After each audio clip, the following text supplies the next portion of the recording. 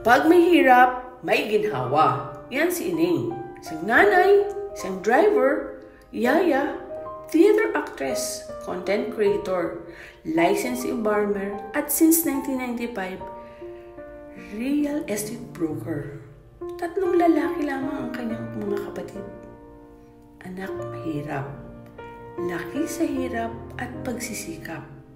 At sa mahabang panahon, siya'y nagbebenta ng lupa ng iba o kung tawagin ay ahente ng karamihan.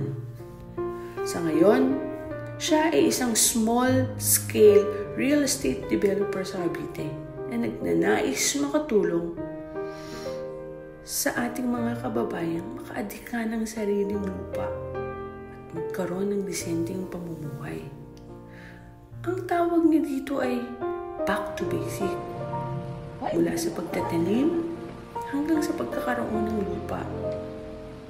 Ang kanyang pagmamahal sa ating bayan, inais niyang magkaroon ng ambag na maipakita sa buong mundo ang kagandahan, ang likas na yaman, ang kasaysayan, tradisyon at kultura ng ating bansa at to educate na ang buhay sa probinsya ay napakasarap at may karangalan